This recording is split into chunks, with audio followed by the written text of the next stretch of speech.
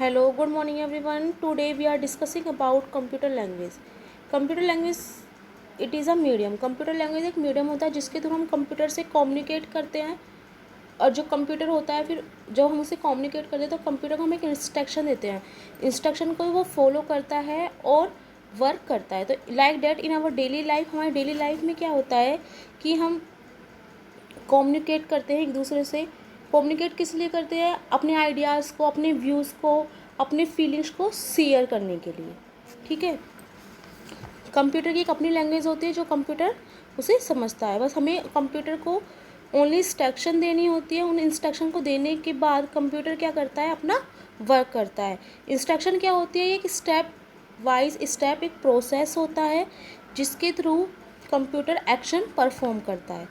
The set of instruction, जो set of instruction होता है वो कंप्यूटर को ये बताता है कि उसे क्या करना है, और वो होता है हमारा प्रोग्राम। जिस प्रोसेस में प्रोग्राम लिखा जाता है या जो प्रोसेस होती है प्रोग्राम को लिखने की, वो हमारी कंप्यूटर लैंग्वेज होती है। ठीक है। यानी कि जो हमारा कंप्यूटर का जो प्रोग्राम होता है वो कंप्यूटर लैंग्वेज में लिखा जाता है। इसको हम बोलते हैं प्रोग्रामिंग। सभी लैंग्वेज के अपने अपने स्पेसिफिक रूल होते हैं जो उसको इजी बनाते हैं, अंडरस्टैंडेबल बनाते हैं, या हम ये कह सकते हैं इसको इजी टू लर्न करते हैं।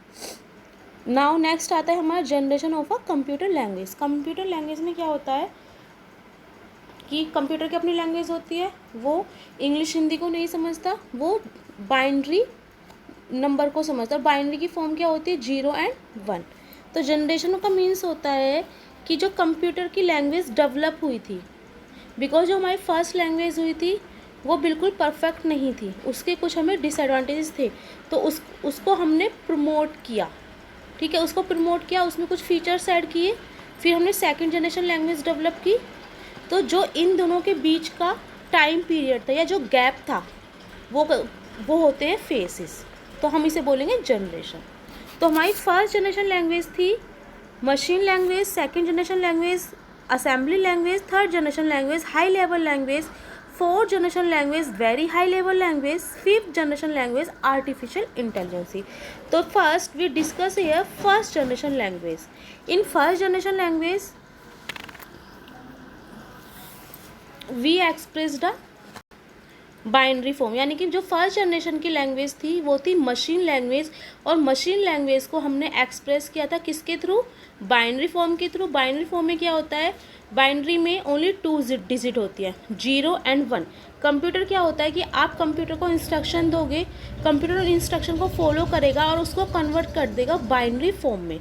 जो आपका प्रोग्राम होगा वो 0 और 1 की फॉर्म में होगा। यानी कि जो कंप्यूटर में स्टोर हो रहा है वो बाइनरी की फॉर्म में स्टोर हो रहा है। ठीक है।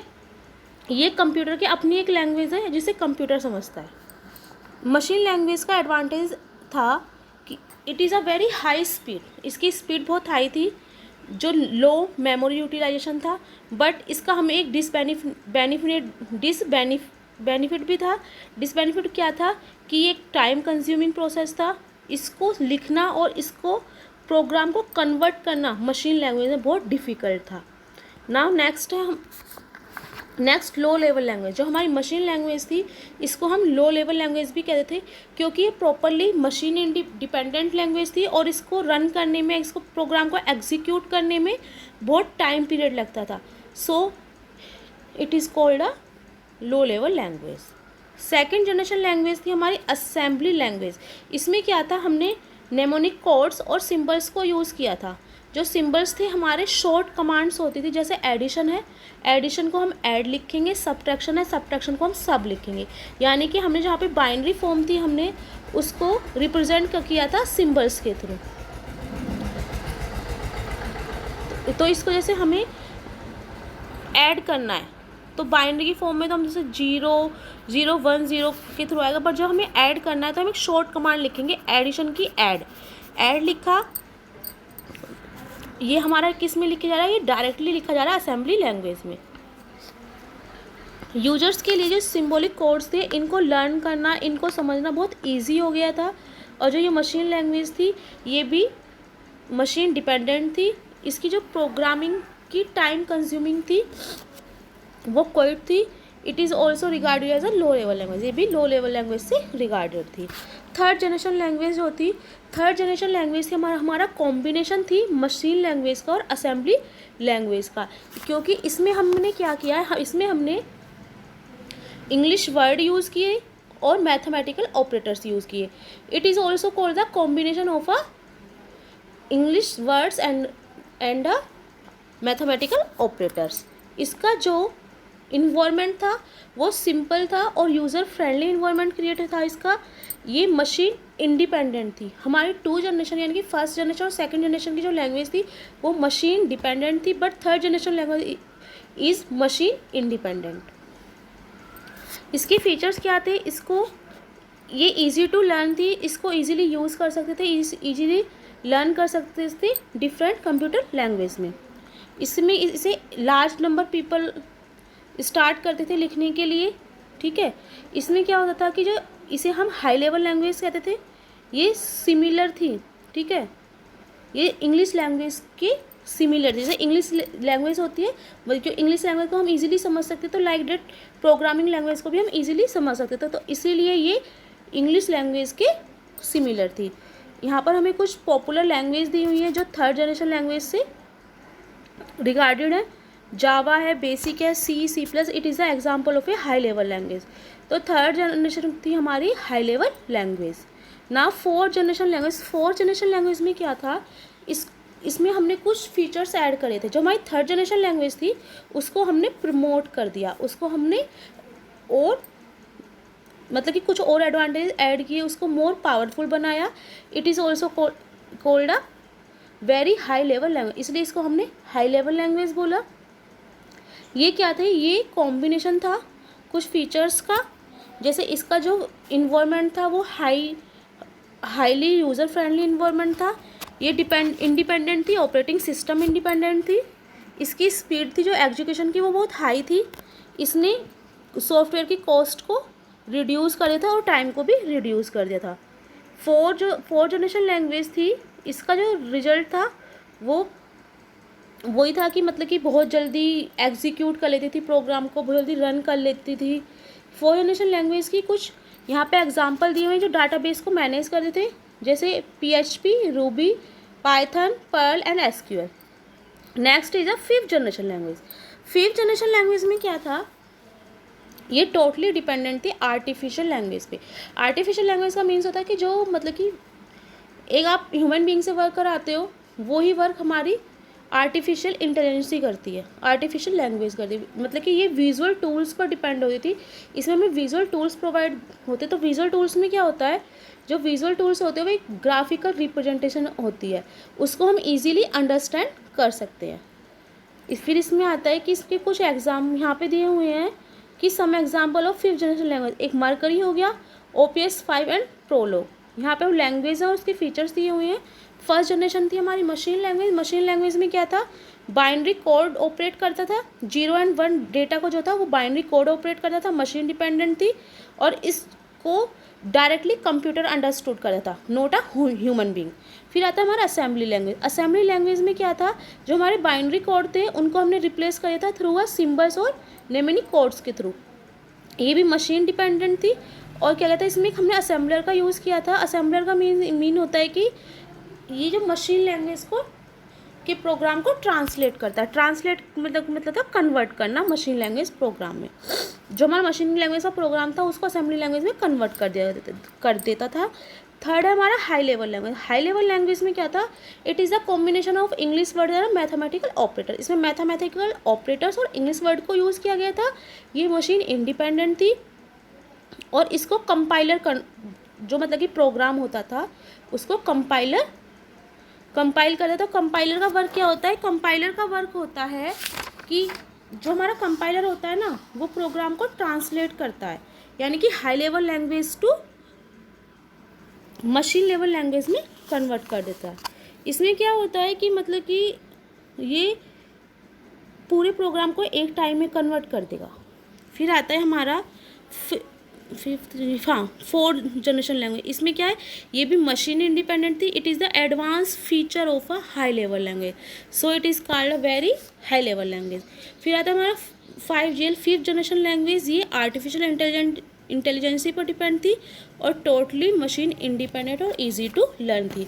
Now next is a translator program. Translator program में क्या होता है कि ट्रांसलेटर मीन्स किसी चीज़ को कन्वर्ट करना। सपोज डैट किसी को हिंदी आती है और किसी को इंग्लिश आती है।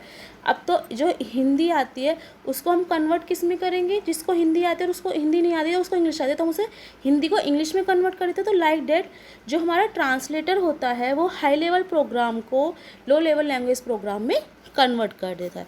ट्रांसलेटर का मतलब होता है चेंज करने देना, चेंज यानी कि किसी चीज़ को किसी चीज़ में कन्वर्ट कर देना। फिर आता है हमारा next source program and a source code. Source program क्या होता है बेटा, सोर्स जो प्रोग्राम होते हैं ये होते हैं हमारे collection of code. Collection of code होता है, ये क्या करता है, ये प्रोग्राम को कन्वर्ट करता है मशीन लैंग्वेज में। ट्रांसलेटर का यूज़ करके प्रोग्राम को मशीन लैंग्वेज में कन्वर्ट कर देता है, ठीक है। और ये क्या होती है, एक हाई लेवल लैंग्वेज होती है जिसको हम सोर्स प्रोग्राम और सोर्स कोड कहते हैं। फिर नेक्स्ट आता है हमारा ऑब्जेक्ट प्रोग्राम। ऑब्जेक्ट कोड का यूज़ कहाँ करते हैं, ऑब्जेक्ट कोड जो होता है हमारा ये मॉड्यूल होते हैं, ठीक है।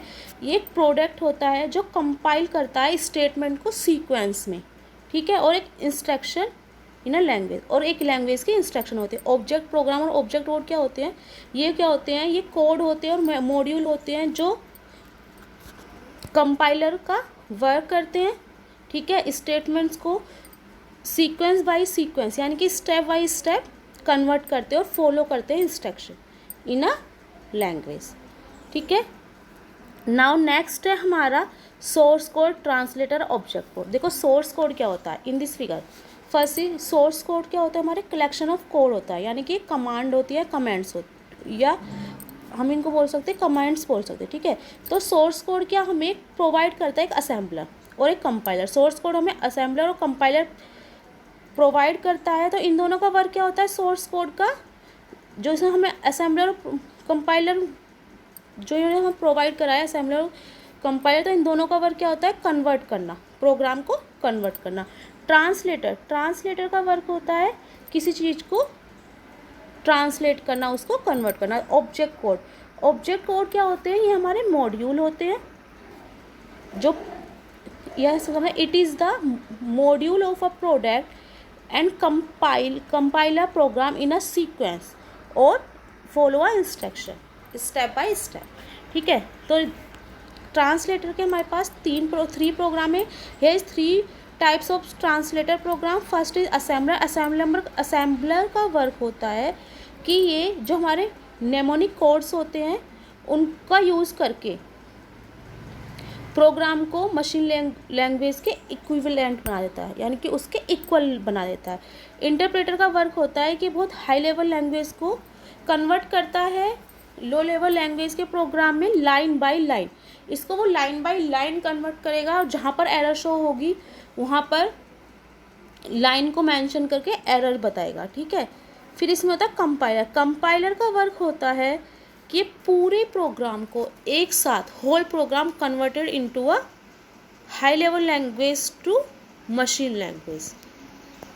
इसमें क्या होता है, एरर आती है, एरर वो हमें बताता है कि आपकी कहाँ पर क्या एरर है ये बताएगा, फिर हम उस एरर को ठीक करते हैं। इसकी जो एग्जीक्यूशन स्पीड होती है वो कंपाइलर की बहुत फास्ट होती है। अगर हम इंटरप्रेटर से इसको अगर हम कंपेयर करें इंटरप्रेटर से, तो कंपाइलर की जो स्पीड है वो बहुत हाई होगी। Now thank you.